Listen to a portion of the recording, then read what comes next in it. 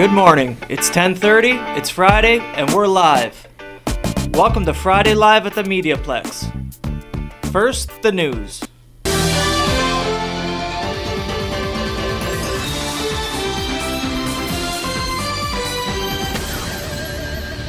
In our top story, this year's St. Clair College student enrollment has increased by 12%. Mariam Farag reports. St. Clair College has broken the 10,000 ceiling in student enrollment this year, achieved 10,539 students by the end of first week of the new academic year. This represents a 12% increase more than in 2016. Chatham campus achieved a 6% increase compared with 2016's results. This is the second consecutive year of increases to the college's enrollment. In 2016, the college saw a 9% increase in enrollment more than in 2015. Mike Salvaggi, the Associate Vice President, Student Services and Registrar, said the quality of the programs helped in this success. To house 10,000 students, it's been a very busy summer. Some examples that we had to do, we needed to look at where our growth was coming from. The international market is a significant source of that growth, and as a result we looked at different programs. Our computer networking program is a perfect example. The top three programs joined by most students in St. Clair are computer networking programs, international business management, and the nursing program. Moreover, there are 1,100 international students today, which is a 90% increase. Ron Segan, Vice President, International Relations Training and Campus Development, said there were adjustments being made at St. Clair to support international students. A lot of the enrollment is being driven by international students, so there's been some orientation sessions, more orientation sessions than in the past. The top three countries students are coming from to join St. Clair are India, China, and Nigeria. International students are coming from 65 different countries, joining 70 different programs at St. Clair. This has been Mariam Farag reporting for MediaPlex News Now. St. Clair College students wishing to be in residence this year face a waiting list due to the large numbers. Kyle Rose reports. St. Clair College Residence and Conference Center houses more than 400 plus students during the school year from September to April and summer students during the month of May. This year, the residence was jam-packed, even extending into a waiting list for students wanting to move in. The infamous Quintinton Hall offers a variety of interactive programs, keeping its students engaged and involved. One of them is to raise awareness for the seniors at Huron Lodge and to raise money and funds for them to have activities. And we had a speaker come in and talk to the students about volunteering there as well. And they were given the opportunity to fill in applications. The residence is also staffed with full-time employees. One of the employees, Max Tulch, is a residence life coordinator and lives in residence, making himself fully available any time of the day for any student concerns. Mental health, academic anxiety, and they're also here to support with judicial matters as well. We have an amazing staff on top of that, our front desk staff, our maintenance staff, our management staff, our housekeeping. Everyone who works here really loves what they do and works really hard and is here for the students. Due to an unusually high volume of students, the residence remains full to capacity, but open 7 days a week to staff for bookings in the boardroom. I'm Kyle Rose for MediaPlex News. And now with our top story. There are 66 students in Windsor, Essex that are still not attending school for not having completed immunization records. The submission deadline for the records was September 28th. All students born between 2008 and 2011 were required to have the records up to date and submitted. The penalty for the imposed health unit for not submitting the records on time was at first a 20-day suspension or until the parents fulfilled the school request. Judy Allen, the health unit's manager of the Healthy Schools program, said immunization records can be resolved by attending the walk-in clinic in Windsor or Leamington. Now to the weather with Zander Kelly. Thanks, Barry. Let's have a look at our weekend forecast. Today we got rain and clouds with a high of 20. Tomorrow will be mainly sunny with a high of 27. Sunday it's going to be right in the middle, sunny with a high of 24. Sounds like it's going to be a great weekend, Barry. Back to you. Now let's give it over to Jordan Ferris with Friday Sports Report. It was a busy night last night in the MLB. In Game 1 of their ALDS series, the Cleveland Indians managed to shut out the New York Yankees in a 4-0 victory. Indians starting pitcher Trevor Bauer went 6.5 innings, giving up only 2 hits and recording 8 strikeouts. Game 2 of that series goes today at 5. And in Houston, the Astros were also in action last night when they played host to the Boston Red Sox. Astros star Jose Altuve hit 3 home runs, helping the Astros to an 8-2 win. The second game of that series will be played today at 2. And the Washington Nationals will open their series against the Chicago Cubs tonight. As well, the Arizona Diamondbacks will take on the Dodgers in Game 1 of their series.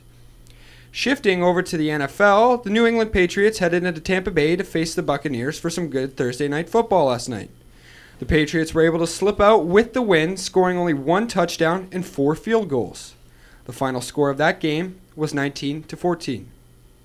And lastly, in the NHL last night, the Chicago Blackhawks defeated the Pittsburgh Penguins with a convincing score of 10-1. The Blackhawks managed to score 5 goals in the first period, which is 1 more than they scored in an entire series against the Nashville Predators last year in the playoffs. That's all for your morning sports.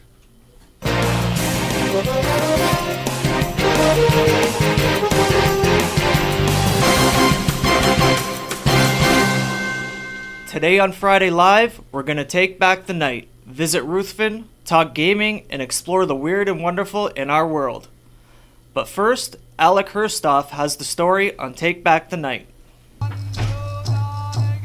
End the silence, stop the violence was one of the chants hollered down Olette Avenue on Saturday night. The rally and march was loud, proud, and unapologetic. Take Back the Night dates back to the 70s during the second wave of the women's movement in North America. This year's theme was We're Still Here, which commented on the history as well as the frustration of still having to fight against gendered violence. Emily Rosser, member of the Take Back the Night organizing committee, says it's important to hold this event and to ensure that it's inclusive.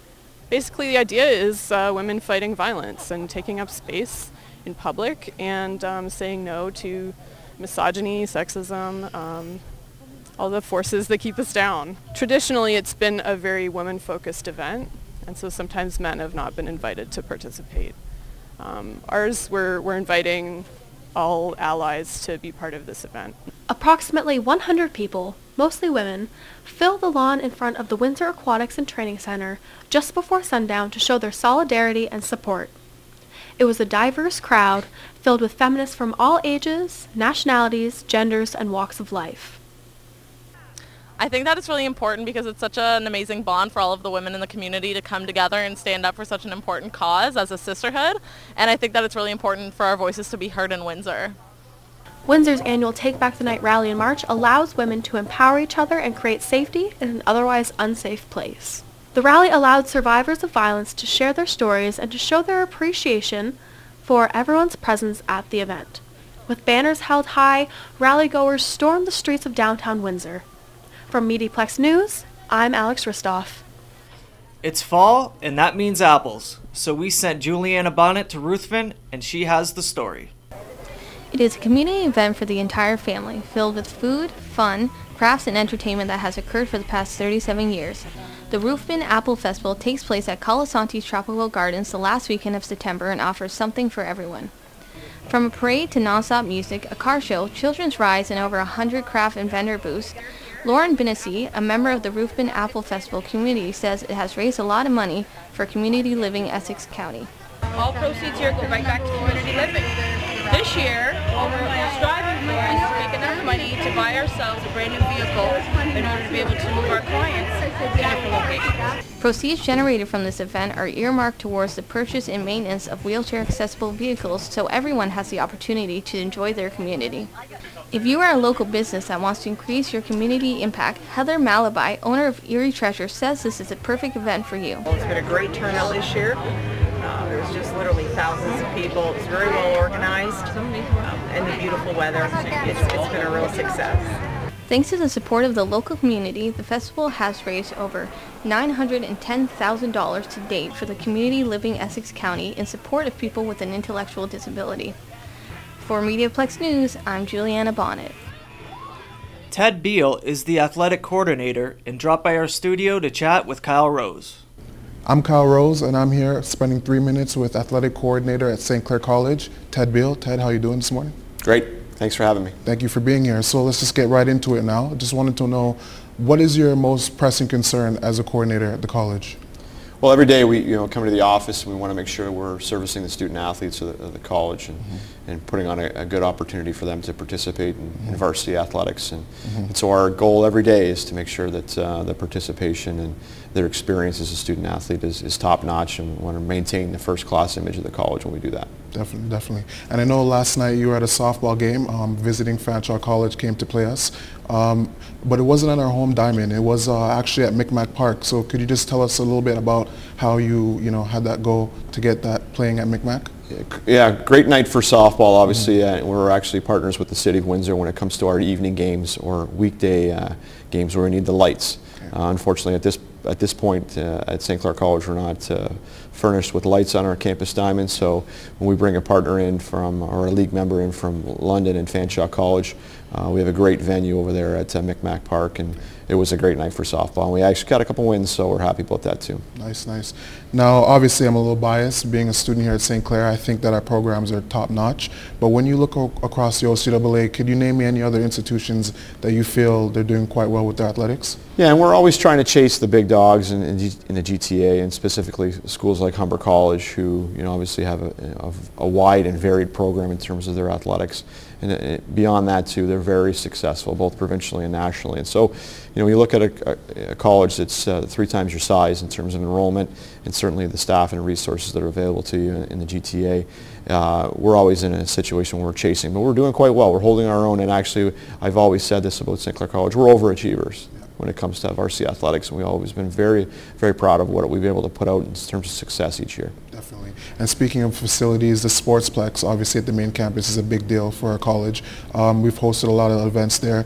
Can you see anything more in the foreseeable future, like with high school partnerships, like high school tournaments, stuff like that? Yeah, we always work with the local area, and right now the appetite really isn't great for high school athletics in terms of tournament offerings. We've done that over the years and on and off. We do get requests here and there, but there are some rentals that come in and use our facility. We're hosting the women's basketball 5-team city championship in November, on November 5th, actually at the Sportsplex. It's a great day for us to have that in there. The Freed's men's basketball tournament at the high school level is always a very well-renowned tournament in this area and certainly across the province. And so we get some great opportunities that way. And certainly there's other championships and tournaments that come to our campus on an annual basis, and we're quite happy to put it in a Sportsplex. Definitely, definitely. And I mean, next year, looking to the future, not only the Sportsplex, but we're having the sports park that we're looking to build. Can you touch into getting some detail about? We can, yeah. And actually, we're hopefully to come up with an announcement in the near future about that. We think that the outdoor complex, we need an upgrade there. We talked about the issue of not having lights on campus for not only our softball program, but for our men's and women's soccer program. And so we're looking at a soccer/football complex. That'll be all artificial turf, in addition to a softball stadium, all artificial turf. Both of those facilities will be lit, and even in the winter months we're looking to dome the soccer/football space so that we can use that. We have an indoor soccer program in the winter months, and it would be great for our fall sport teams or our outdoor teams to be able to utilize that facility on an annual basis throughout the year. Definitely. Well, that's going to be something that the students will look forward to. Fortunately, we are out of time. Ted, thank you so much for being here. I was just here with Ted Beal, Head Athletic Coordinator, 3 Minutes With. Now we're heading back to Ferris and Harris with Sports Talk. Welcome to Friday Live Sports Talk with Ferris and Harris. I'm Jordan Ferris. And I'm Tate Harris. Well, we can't always be right, Jordan. Yager signs with Calgary instead of St. Louis. Is this a good fit? I see it as a good fit for Calgary. They're getting a veteran player, maybe help make a playoff push. For Yager, I don't know if he just wants to play or he's trying to go after a cup. So it depends on what the end result is to see if it was a nice fit for him. But, I mean, it was a low-risk, high-reward kind of thing, $1 million only to get him for a year. So why not? Yeah, definitely. The only thing that worries me is when he was asked at practice how it went, he said, not very good, which worries me a bit. Maybe it's the altitude of Calgary. He just came off that flight. He said he had no motivation near the end of the summer, so we'll see how that goes for them. I'm sure he'll get back to it. He's a veteran guy, and he's a legend in the game. Speaking of legends, after debates all summer, is McDavid better than Crosby now after the sampling of games we've had? Yeah, actually, I think McDavid surpassed Crosby during their sophomore season. If you take a look at both sophomore seasons, McDavid had 27 power play points. Crosby had 61. Why, you might ask, is because in 2006-7, there was 4.85 power plays per game, where in 16-17 there was 2.99. McDavid just wasn't getting the same power play time where he couldn't rack up the points. So I definitely think if you put him back in that 06-07 era, he would have had more points than what Crosby had gotten. So I think he has passed Crosby. Yeah, and also just the team, Crosby, he's always had a decent team in Pittsburgh. Pittsburgh's always been a good team. They've got Malkin, Kessel now. It's been a strong team. But with McDavid, it's him who really makes Edmonton better. Because you take his first year, for example, when he came in the league, Edmonton was doing well. They were doing strong. McDavid gets injured. Edmonton misses the playoffs. Comes back the next year. He takes them to the playoffs. They go to the second round versus the Ducks. Lose a hard-fought series. It was a fun series to watch. And maybe if he can get his postseason production up, then he'll really surpass Crosby in the next year or two. Yeah, definitely. And that speed is so deadly. Cam Newton is in the news for a comment he made to a female reporter where he said, "It's funny to hear a female talk about routes." Jordan, what are your thoughts on this? It's a really unnecessary comment by Newton, rather. There's no need for it in the game. It came out of left field. A lot of people the backlash has been, as Cam Newton, did he not think before he spoke? And I'm not as surprised that he said it as it's because football's been a boys' club for a while, right? And this is just kind of stigma they've got to get rid of in the game. And it's weird. Has Newton never ever been asked a question by a female reporter before? Yeah. There's always in-game reporters that are female asking, the Richard Sherman tape, she was female reporter there. So I don't understand why all of a sudden it's funny to him. Yeah, for sure. I mean, it's 2017 to say something like that to a female reporter just doesn't make sense. He has lost his Dannon endorsement, the yogurt company, which was a $1 million endorsement, and he has apologized. All right. And that's all we have for this week with Harris and Ferris. Next week we have the first full week of NHL. It'll be week 5 in the NFL, and the MLB playoffs will be in the thick of it. Until next week. Second-year student John Perry produces a podcast all about gaming. Let's take a listen. Loading sequence complete. Initiating sequence 1. Equipment. Hello and welcome to the U-Game Podcast. I'm your host, Gimme Diddy. If you're here, then you probably want to know how to grow your YouTube channel to become the #1 YouTuber in the world. Well, before that can happen, we need to start off with the basics. Before you can even start making videos, you need to know what equipment you will need. First of all, trying to record a game through your cell phone, that ain't gonna get you nowhere. I mean, come on, man, it's 2017, step your game up. The first thing you will need is a computer. This is by far the simplest, yet most important part you will need. I mean, how else are you gonna be able to publish your videos? Your computer will be the thing you use to create, edit, and upload everything. I mean, come on, it's a computer. You can do more with it than that. If you plan on making videos on console games, then you will need a capture card. It's recommended that you get a capture card that can at least record 720p or higher in quality. This capture card will also be the thing you use to record your video games. If no one can see what you're playing, then what are they watching for? The third piece of equipment is also one of the most important parts for becoming YouTube famous. Everyone will tell you a good video depends on the quality of the microphone.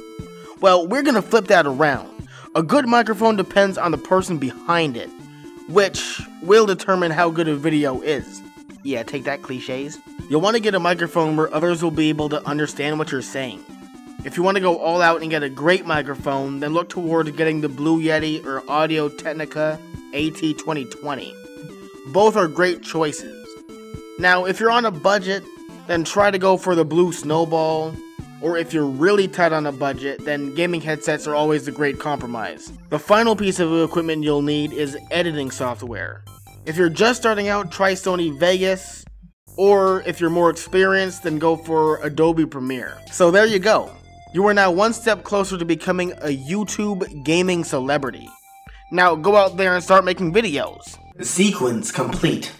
Shutting down. Now it's time for something a little less serious. It's Tea Time with Tina. It's time for Tea Time with Tina.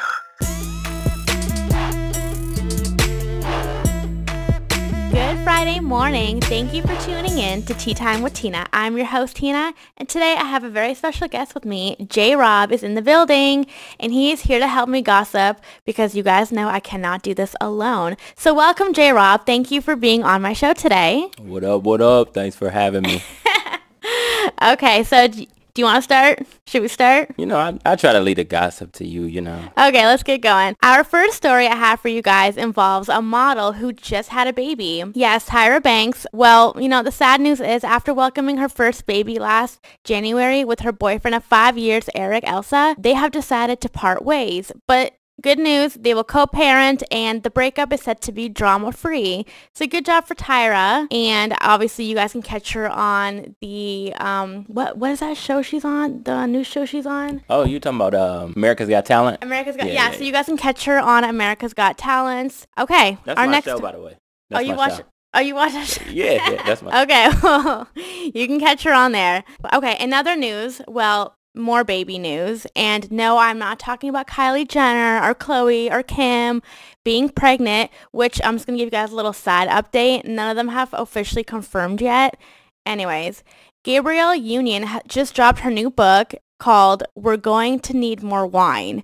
The 44-year-old star said in her book that she had 8 or 9 miscarriages. Gabrielle did say she doesn't want any kids, but after being a stepmom, that changed her mind. I don't know. What do you think, J-Rob? I mean, I feel like that's, you know, a tough topic. I mean, I think it's unfortunate, you know, that she had that many miscarriages, but I mean, it could be due to the fact maybe she waited a long while, you know, you never know. Right, and she is dating that basketball. Dwayne Wade? Dwayne Wade, yeah. Come on now, you don't know Dwayne. I know Dwayne. Okay, let's keep it going. Now, lastly, our very own Marilyn Monroe. Photos have resurfaced online, and she is seen to be in a swimming pool, naked. Big surprise. These photos are actually going for auction. So $25,000 to $35,000. And these photos were taken the same year Monroe died, which was in 1962. So there are 12 photos of her. So, you know, J-Rob, you got to grab them while you can. Yeah, so, you know, I got that much money in the bank. So, you know, I've been trying to save up. You know, I'm going to buy me one of them. What you think? You going to get one? No. Even if I did have that money, I, first of all, would not buy that photo. I wouldn't. I'd rather have a picture of myself, to be honest. So that's okay. Okay, and now we're going to take a turn and look at what is hot in music. So your top 5 songs of the week. Number 1, of course, second week in a row, I think, Bodak Yellow, Cardi B. Number 2 is Rockstar by Post Malone and 21 Savage, which, by the way, I love this song. Number 3, Look What You Made Me Do, Taylor Swift. I do not like this song. Number 4, the 1-800-273-8255 by Logic, which is about suicide. And I think that if you guys do go check out the music video, yeah, the music video is very good. It will speak to you. And lastly, number 5, Unforgettable, French Montana and Sway Lee, which I don't think that song is ever going to get old. I don't know. I just love it. It's got like that, like, you know, like that Jamaican vibe to it. It makes you want to dance no matter where you are. I heard you play that song too much, though. I heard you play it too much. I know, but like I said, it doesn't get old. And looking for events to go to this week, or not actually this week, in the future, we have Imagine Dragons will be at the new Caesars Arena in Detroit on Thursday, October 19. And Lady Gaga will be at Caesars Arena in Detroit on Tuesday, November 7. So grab your tickets, Little Monster, because I know those are going to go out pretty quick. I want to go grab my tickets. I want to go see Gaga. I already seen her, but I want to go again. What about you? I'm not really a fan of Lady Gaga, but, you know, that's just me. I think I will go see, maybe if they had Cardi B or something, I'll check that out. Actually, Cardi B is coming to Detroit. I think she will be at the Fox Theater I don't know when. I will look into that and I'll give you guys more update on it next week. But that is all I have for you guys now. Thank you for tuning in for Tea Time with Tina. Thank you, J-Rod, for being on the show. You know I had to come through. Okay. Thanks, guys, and enjoy your Friday and have a blessed day. Thanks, guys.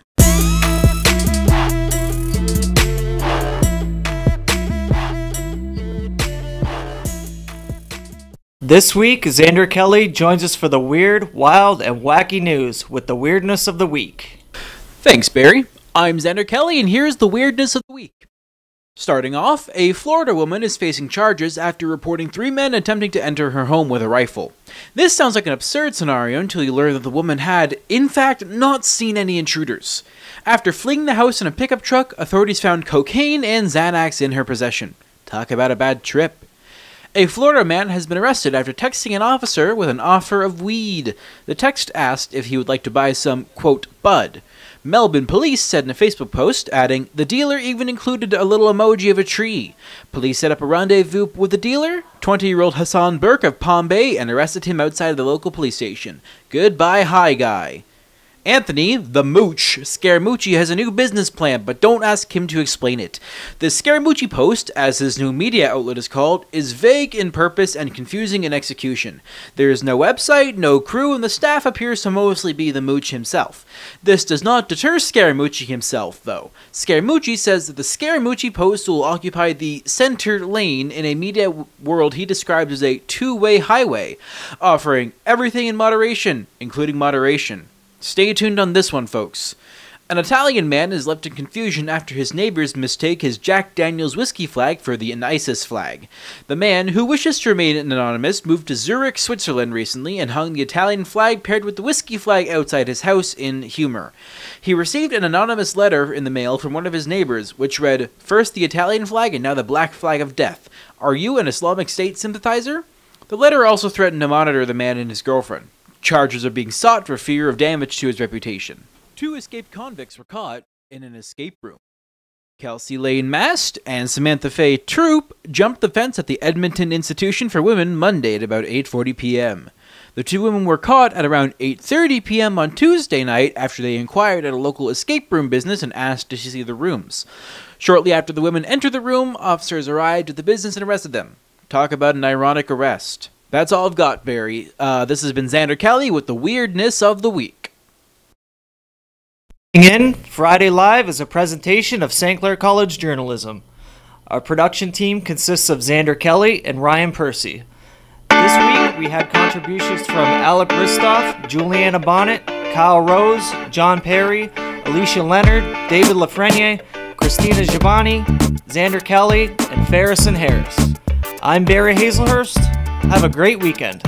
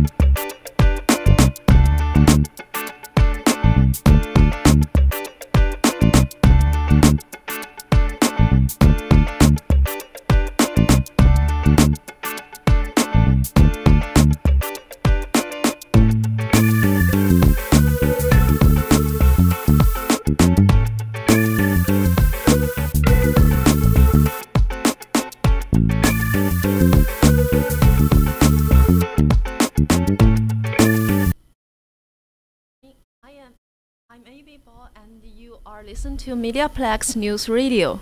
Downtown Windsor's Villian Bistro is filled with laughs at least once a month. The bar hosts Comedy Night Live the first Thursday of every month.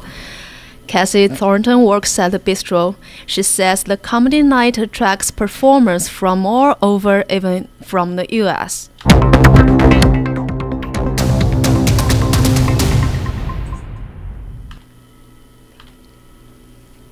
That's what's there.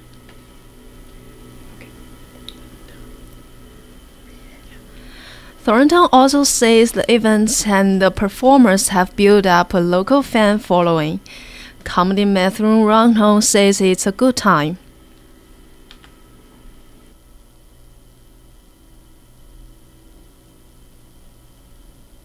Something there. I don't know what that is. Okay, and stop. And keep on.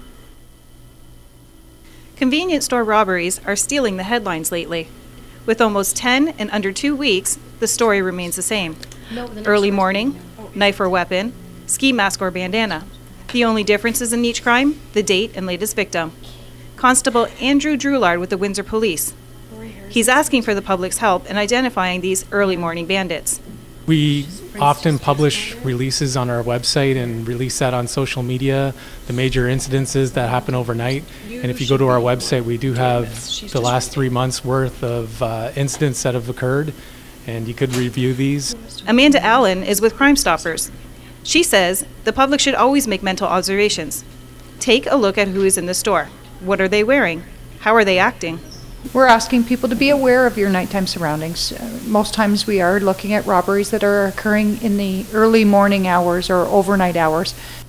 Allen knows that people are often terrified to get involved and want nothing to do with the court process. But, she says, reporting a crime to Crime Stoppers is completely anonymous. For MediaPlex News, I'm Lori Harrison. For the second year in a row, Oktoberfest has come to Windsor. Organizers are hoping to attract lots of people here to this traditional German event, and is now headed to the Heimat Center for the story. The second annual Oktoberfest opened yesterday at the Heimat Center in Windsor. The event featured traditional German music and imported beer from Munich, Germany. Heimat Center owner Ryan Steeler says the atmosphere brings people together. We are holding this event because we want to keep our German heritage and Bavarian customs alive here in Windsor. Even Mayor Joe Dickens sees the importance of the event. We have such a large German population in the city of Windsor and throughout Essex County that it's great to come here and celebrate with them in a very traditional festival. Oktoberfest runs this weekend and next at the Heimat Beer Garden on Droulard Road. Tickets can be purchased in advance at the Heimat Center. For MediaPlex News, I'm Annie's Liu. Now for the weather. Today we'll continue to see light showers with a high of 20. Tomorrow, mainly sunny with a high of 27. And we cap off the weekend on Sunday with sunny sky and a high of 24. For all this and other stories, check us out online at themediaplex.com, and you can also find us on Facebook and Twitter.